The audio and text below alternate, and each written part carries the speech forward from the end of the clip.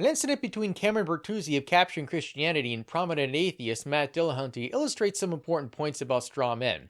To help reduce the probability of someone making a straw man of your position, here are some useful tips. Tip number 1. Follow Jim Pryor's advice. Jim Pryor wrote a great article on writing philosophy papers and gave advice that's valuable not only to philosophy papers but other writing as well. I'll link to it in the description. One piece of valuable advice is to assume your reader is lazy, stupid, and mean. He's lazy in that he doesn't want to figure out what your convoluted sentences are supposed to mean, and he doesn't want to figure out what your argument is if it's not already obvious. He's stupid, so you have to explain everything you say to him in simple, bite-sized pieces, and he's mean, so he's not going to read your paper charitably. For example, if something you say admits of more than one interpretation, he's going to assume you meant the less plausible thing. Tip number 2. Be clear, unambiguous, and precise. Assuming the reader is lazy, stupid, and mean helps. Tip number 3.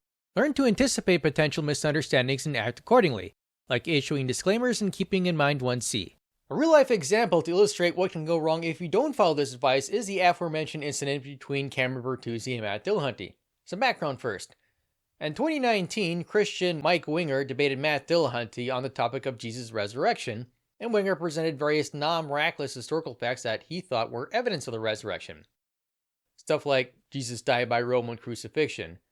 Jesus' disciples had experiences of Jesus after he died, whether those experiences were hallucinations or otherwise, and stuff like that. Agree or disagree, Winger believed that these non-miraculous historical facts constituted strong evidence for the resurrection. Part of Matt Dillahunty's rebuttal had this. And that it was real. Okay, but that's not the evidence for the resurrection. This is what happened in your discussion with There Mike. is no evidence for the resurrection. There are claims. And what Mike has kind of done at the start of this is to say, well, really, here's all this evidence, and it's the evidence for the supernatural, and you don't just get to throw all of it out. But it's not the evidence. It is the claim. It is a bunch of claims, and it is claims upon claims as well. This technique was rhetorically effective to at least some degree, judging from comments like this, for example. But I think there is something that is at least potentially not quite right with this sort of response. There's no evidence for Socrates having existed, just claims. We do have historical evidence. Plato wrote about Socrates. So did the Greek historian Xenophon.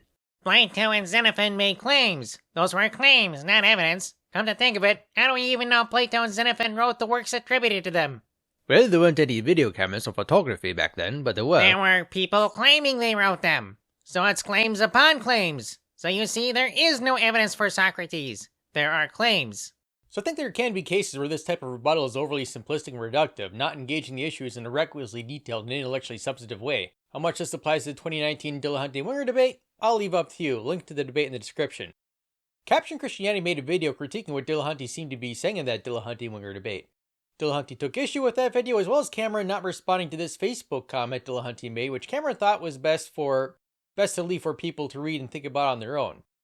Dillahunty apparently didn't think Cameron tried to understand what he said. In this first paragraph, Dillahunty is saying I saw X happen as both a claim and testimonial evidence, and accuses Cameron of sloppily conflating claim and evidence. But there's a problem.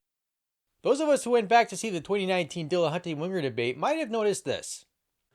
We have to evaluate the claim and then the evidence for the claim. And one of the things that Mike consistently did as he was talking was say, this is evidence, this is evidence, this is fact, this is evidence, when virtually everything that he was talking about at some level is the claim and not the evidence for it. Right up to the end where he says, oh, well, this is the evidence for the resurrection. No, these are the claims about a resurrection. The evidence for the resurrection is something else other than a whole bunch of people say it, they saw it happen, or had an experience afterward. Now, I can understand if somebody thought something like this.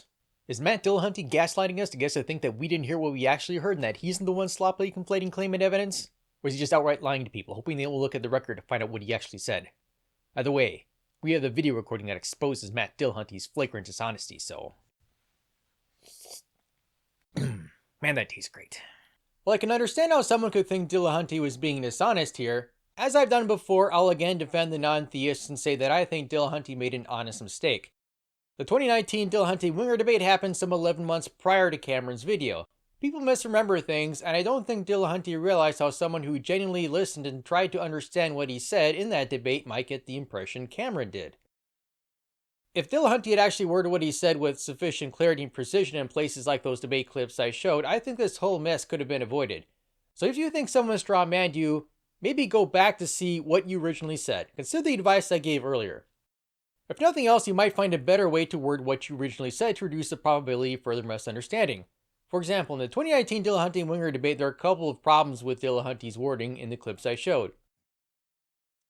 First, in at least one sense of the word claim, some claims are evidence because some claims are testimonial evidence. One might say that sense of the word claim is not the same sense Dillahunty was using, but that sense is consistent with the definition Dillahunty actually gave in the debate, because such a testimonial evidence is an assertion. If nothing else, Dillahunty's words were at least too ambiguous, if not misleading. Second, one reason why I think of those are claims not evidence response can be confusing is that you are making a claim anytime you're verbally communicating the evidence.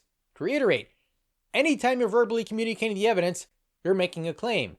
That verbal statement of the evidence is a claim. So responding with that's a claim, not evidence, could be like, what?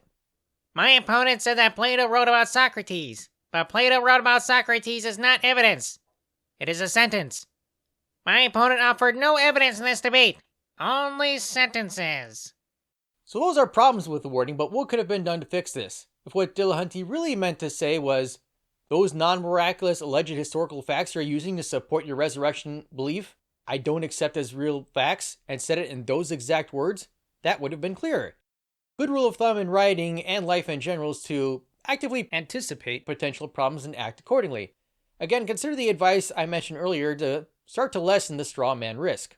Thanks for watching. If you liked the video, hit the like button. If you want to see more videos, hit subscribe and ring the bell.